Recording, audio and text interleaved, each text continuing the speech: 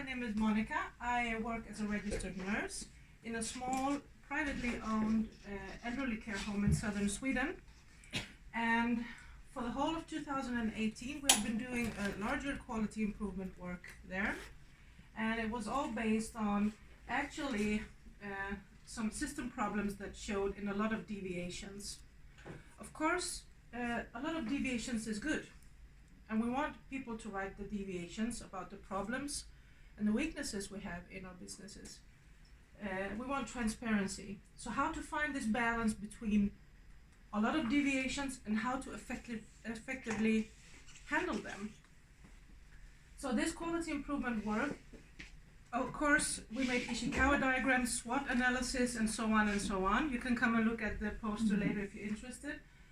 But I would like to address one of the PDSA cycles we did, actually. Started out last year was actually a lot of focus on quality groups. In this group, Norlandia Care, we already have quality questions. I mean, the areas we talk about, for instance, nutrition and activities and so on, environment. But it was not really used properly in this local context. So why? Because it was a lack of adherence to the quality management system, and it led to a lot of deviations. And in the deviations, we could see that the staff needed more guidance and more education, actually, enabled to be not to make so many deviations. So the goal was, of course, to get the deviation numbers down. And how to do this? Transparency, guidance, and forming a new structured way to meet the staff and talk about quality and how systematic quality work can be fun and interesting and innovative. We don't use the deviations to put people down. We use it to show that this is a tool and how can we move forward in order to give the people we work for a higher quality of life. This is really important for me. So actually, but if we also have to talk about results and diagrams and so on, I know, 60% increase in experienced health benefits in approximately 3 to 6 months. This is health benefits that you can actually measure by seeing. For instance, one person is coming to the elderly home, can't walk. We make a plan. We want him to be able to walk because this is his wish, for instance. So we make a plan. We work with this structured in our meetings every week. We make follow-ups.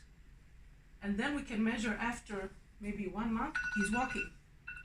This is how we can measure the results. We make individual measurements on all the residents every week. Time is up? Time is up. Sorry, I wanted to tell you more. Thank you. Okay, we have 2 minutes for questions, which could include what else did you want to tell us? Don't ask anything. Okay, question? Yeah? Question. I just want to know more about the causes, the root causes for the non-adherence. So, in your fishbone, the Pareto diagram. So, what are the major contributions to non-adherence? Major contributions. I think that if you look at the quality management system in every place, and you can see that, for instance, if the staff doesn't know it exists, if the staff doesn't know how to use it, they're using it in the wrong way. Because if you have a routine that says this is how we should handle medicines, or this is how we should handle social activities, and you deviate from this routine, you get a fault, you get a problem automatically.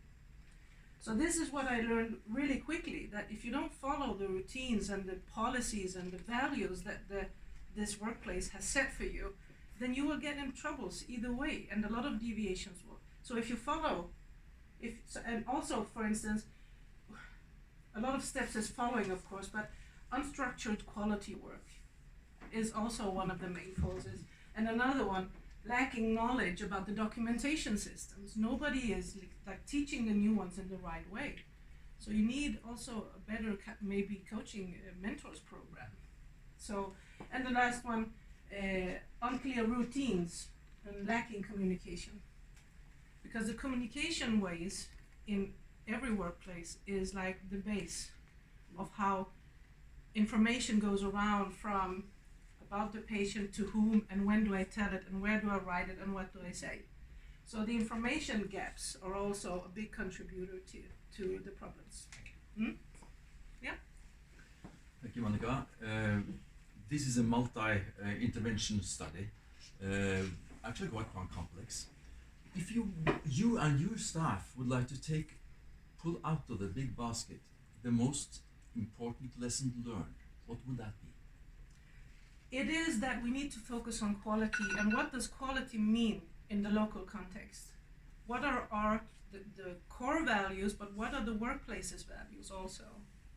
Because if people don't know what is the aim and why are we here, then you get big problems, and you can have thousands of miles of quality systems if people don't really know. And I really believe in inspiring, that the leaders should be inspiring for the staff and show them the right way in how to implement quality work. Thank you. Thank you.